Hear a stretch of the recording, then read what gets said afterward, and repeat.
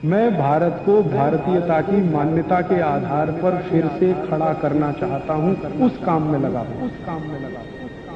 अंत में जम्मू कश्मीर का मामला आया और जम्मू कश्मीर के मामले में हुआ ये था कि जम्मू कश्मीर के महाराजा थे हरि सिंह, उनके दिल में अंग्रेजों ने ये जोत जला दी, अलग देश बनाना, अलग राष्ट्र बनाना, बफर स्टेट बनाना, और वो इसी का गाना गाते रहते थे। और अंग्रेजों के मन में था कि ये जम्मू कश्मीर तो अलग हो ही जाए जैसे पाकिस्तान अलग हुआ, और अंग्रेज उस आग में घी डाल रहे थे। उसी समय पाकिस्तान ने जम्मू कश्मीर पर हमला कर दिया, और जैसे ही जम्मू कश्मीर पर हमला हुआ तो महाराजा हरि सिंह के हाथ पांव फूल गए।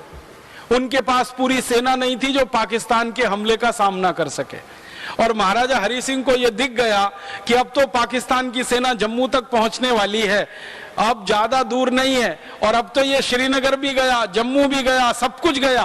तो उनके दिल में था कि एक स्वतंत्र राष्ट्र बनेगा, अब तो लगा कि ये पाकिस्तानी राष्ट्र बन जाएगा। तो अंत में उन्होंने हथियार डाले और सरदार वल्लभ भाई पटेल के पास अपने प्रधानमंत्री को भेजा और कहा कि अब आप हमें बचाओ। तो सरदार वल्लभ भाई पटेल ने मुस्कुराते हुए कहा कि हम क्यों बचाएं आपको, क्यों बचाएं? जम्मू कश्मीर तो भारत का अंग है नहीं, और आप तो कहते हो कि हम स्वतंत्र देश बनाएंगे, तो अपना स्वतंत्र देश बना लो, हम आपको क्यों बचाएं? तो जो प्रधानमंत्री था महाराजा हरि सिंह का बहुत होशियार, बहुत चतुर व्यक्ति था, उसने कहा कि इस समय बहस करने का समय नहीं है, बाद में हम तय कर लेंगे, लेकिन ये पाकिस्तानियों से तो हमें बचाना है अपने राज्य को। तो सरदार पटेल ने कहा कि मैं मेरी सेना भेज सकता हूं और पाकिस्तानियों को हमारी सेना गाजर मूली की तरह से काट देगी, लेकिन एक शर्त है। तो शर्त क्या है? शर्त यह है कि आप बिना किसी शर्त के भारत में मिलने का फैसला करो और ऐलान करो कि भारत में आपका पूरा राज्य का विलय होगा। उसी कंडीशन पे भारत की सेना आपको बचाने के लिए आएगी, क्योंकि तकनीकी रूप से जब तक आप भारत देश से जुड़ते नहीं हैं तब तक भारत की सेना आपकी रक्षा क्यों करेगी? क्योंकि भारत की सेना तो भारत की सीमाओं की रक्षा करने के लिए है, और जम्मू कश्मीर चूंकि भारत का अंग नहीं बन पा रहा है और आपने ऐलान कर दिया है कि इसको स्वतंत्र देश बनाना है, तो हम आपकी रक्षा तो नहीं कर पाएंगे। तो प्रधानमंत्री भागा भागा वापस गया महाराजा हरि सिंह के पास और कहा कि सरदार पटेल ने तो ना कह दिया, सेना तो नहीं आएगी, जब तक हम भारत में विलय के दस्तावेजों पे हस्ताक्षर नहीं करते, भारत के साथ विलय के संधि पत्र पर हम हस्ताक्षर नहीं करते, तब तक भारत की सेना नहीं आएगी और हम तो अब मारे जाएंगे।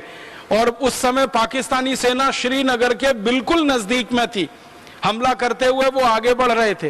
कबायली लोग पाकिस्तानी सेना में भरपूर मदद कर रहे थे। तो महाराजा हरि सिंह ने फिर दस्तावेज पर हस्ताक्षर किए, भारत में जम्मू कश्मीर का विलय हुआ और जम्मू कश्मीर भारत का अभिन्न अंग बना। और सरदार पटेल के सामने जब ये दस्तावेज प्रस्तुत हो गए कि महाराजा हरि सिंह ने स्वीकार कर लिया है, तो फिर सरदार पटेल ने आदेश किया कि अब भारत की सेना जम्मू कश्मीर कूच करेगी। तो भारत की वायु सेना ने और थल सेना ने रातों रात 24 घंटे में जम्मू कश्मीर में जो ऑपरेशन चलाया वो दुनिया का सबसे अद्भुत ऑपरेशन था। हजारों सैनिक उतार दिए जम्मू कश्मीर में, और उन सैनिकों ने जो पराक्रम दिखाया वो भी दुनिया में अद्भुत था। आप कल्पना कर सकते हैं, श्रीनगर तक पाकिस्तान की सेना पहुंच चुकी हो, आप सोचो कहां तक आ गई सेना, वहां तक पाकिस्तान की सेना पहुंच चुकी हो, तब भारत की सेना ने एंट्री की थी, प्रवेश किया था, और प्रवेश करते करते गाजर मूली की तरह से पाकिस्तानियों को काट दिया था। और पाकिस्तानी फिर उल्टे पैर भागे वहां से, और भागते भागते भारत की सेना ने जब उनका पीछा किया तो पाकिस्तानी सीमा तक भारत की सेना पहुंच गई, और पाकिस्तानी सीमा का एक बड़ा हिस्सा भारत की सेना के कब्जे में आ गया।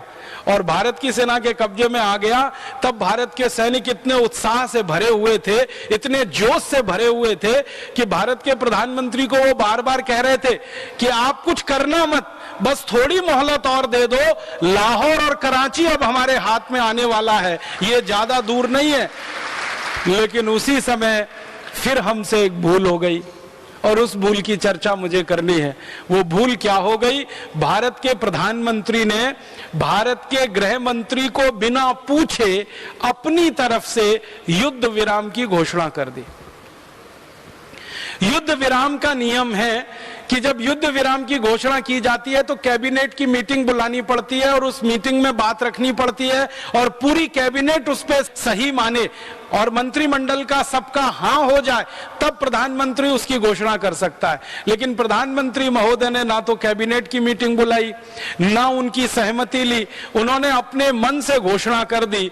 और वो घोषणा भी उन्होंने ऐसे नहीं कि लोगों के सामने, रेडियो पे जाके कर दी। दिल्ली का ऑल इंडिया रेडियो स्टेशन है, वहां गए और जाकर घोषणा कर दी और अपनी तरफ से दुनिया भर को यह कह दिया कि हम संयुक्त राष्ट्र संघ की मध्यस्थता में इस जम्मू कश्मीर के मामले को हल करेंगे। माने संयुक्त राष्ट्र महासंघ आए और हमारे और पाकिस्तान के बीच में चौधरी बनकर बैठे और इसका फैसला वो ये करे कि जम्मू कश्मीर भारत में रहेगा कि पाकिस्तान में रहेगा। जब पहले से ही जम्मू कश्मीर के महाराजा ने यह बोल दिया था, हस्ताक्षर कर दिए थे, दस्तावेज उसके मौजूद हैं कि वो तो भारत में विलय कर चुके हैं, तो भारत के प्रधानमंत्री को यह कहने का कोई बात नहीं बनती कि भारत के और पाकिस्तान के बीच में जम्मू कश्मीर को हम एक डिस्प्यूटेड एरिया मानते हैं, विवादित क्षेत्र मानते हैं और इसका फैसला संयुक्त राष्ट्र महासंघ में होगा। बस वहीं से ये एक छोटा सा बयान हमारे गले की फांस बन गया और हड्डी बन गया। अब पाकिस्तान बार बार इसी को कहता रहता है कि भारत ने तो बोला है जम्मू कश्मीर डिस्प्यूटेड एरिया है, विवादित क्षेत्र है, और भारत ने तो बोला है कि इसका फैसला संयुक्त राष्ट्र महासभा के द्वारा होगा। तो संयुक्त राष्ट्र महासभा के लोग आए, जम्मू कश्मीर में रहें, भारत की सेना वहां से हटाई जाए, पाकिस्तान की सेना भी वहां ना रहे और जम्मू कश्मीर में एक जनमत संग्रह कराया जाए और वो जनमत संग्रह के आधार पर जो तय हो उससे तय किया जाए कि जम्मू कश्मीर भारत में रहेगा कि पाकिस्तान में रहेगा। अब तकनीकी बात जो मैं कह रहा हूं कि वो पहले विलय हो चुका था जम्मू कश्मीर का, तो ये प्रश्न ही नहीं उठना चाहिए था, लेकिन वो एक बड़ी भूल हो गई और उसी भूल ने जम्मू कश्मीर को विवादित क्षेत्र अंतरराष्ट्रीय दुनिया में बना रखा है। भले हमारे लिए जम्मू कश्मीर भारत का अंग है, लेकिन संयुक्त राष्ट्र महासभा के लिए जम्मू कश्मीर एक विवादित क्षेत्र है और विवादित क्षेत्र में चौधरियों को घुसने का, दखल करने का अधिकार है। तो जम्मू कश्मीर के मामले में संयुक्त राष्ट्र को भी दखल करने का अधिकार है और वहीं से ये सारा मामला खिचड़ी बन गया, खटाई में पड़ गया। अच्छा खासा पूरा जम्मू कश्मीर वहां के महाराजा ने दस्तावेजों पर हस्ताक्षर करके भारत के साथ विलय कराया, लेकिन प्रधानमंत्री महोदय के एक छोटे से बयान ने सारे मामले को बिगाड़ दिया। अब यह मामला संयुक्त राष्ट्र महासंघ में है। संयुक्त राष्ट्र महासंघ में आप जानते हैं अमेरिका दादा है, जो अमेरिका चाहता है वहां वही होता है, जो अमेरिका चाहता है वहां के लोग वही करते हैं और अमेरिका कभी नहीं चाहता कि यह जम्मू कश्मीर का मामला सुलझ जाए, क्योंकि वो ये मानता है अमेरिका कि भविष्य में जम्मू कश्मीर कभी अमेरिका की मदद करने के लिए आएगा। इसलिए इसको विवादित ही रहने दो, क्योंकि विवादित क्षेत्र में घुसने के लिए रास्ता खुल जाता है। अमेरिका को क्या इंटरेस्ट है जम्मू कश्मीर में? अमेरिका की ये रणनीति है कि भविष्य में कभी भी चीन के साथ युद्ध लड़ना पड़ा तो जम्मू कश्मीर अमेरिका के सैनिकों के लिए शरण स्थली बन सकता है। दोस्तों, सबसे पहले तो चैनल सब्सक्राइब करें, फिर लाइक, कमेंट और शेयर करें और हाँ, हमारा एंड्रॉयड ऐप डाउनलोड करना ना भूलें।